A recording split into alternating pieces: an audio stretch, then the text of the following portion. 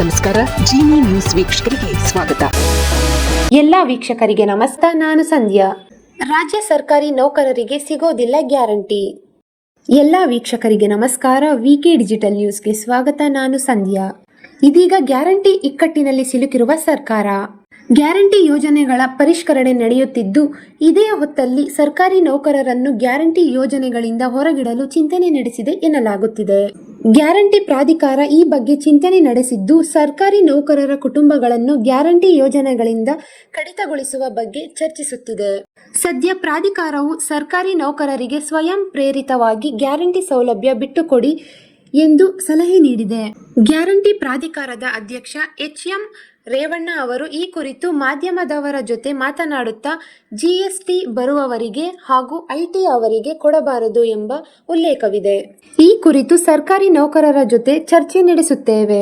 ಸರ್ಕಾರದ ಗ್ಯಾರಂಟಿ ಯೋಜನೆಯ ಫಲಾನುಭವಿಗಳು ಸ್ವಯಂ ಪ್ರೇರಿತವಾಗಿ ಬಿಟ್ಟುಕೊಡಲು ಸರ್ಕಾರಿ ನೌಕರರ ಸಂಘ ಮತ್ತು ಇತರೆ ಸಂಘಗಳೊಂದಿಗೆ ಚರ್ಚೆ ನಡೆಸುವುದು ಕೂಡ ಗ್ಯಾರಂಟಿ ಪ್ರಾಧಿಕಾರದ ಅಜೆಂಡಾ ಆಗಿದೆ ಎಂದು ತಿಳಿಸಿದ್ದಾರೆ.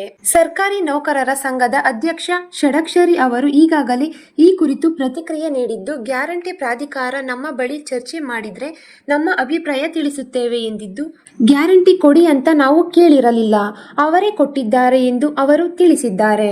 ಶಕ್ತಿ ಯೋಜನೆಯಿಂದ ಮಹಿಳಾ ನೌಕರರಿಗೆ ಅನುಕೂಲ ಆಗುತ್ತಿದೆ. ನಮ್ಮ ಬಳಿ ಚರ್ಚೆ ಮಾಡಿದಾಗ ನಮ್ಮ ಅಭಿಪ್ರಾಯ ತಿಳಿಸುತ್ತೇವೆ ಎಂದು ಅವರು ತಿಳಿಸಿದ್ದಾರೆ. ಈ ದಿನದ ನಿರಂತರ ಸುದ್ದಿಗಳಿಗಾಗಿ ವೀಕ್ಷಿಸುತ್ತಿರಿ ಜೀನಿ ನ್ಯೂಸ್. ನಮಸ್ಕಾರ.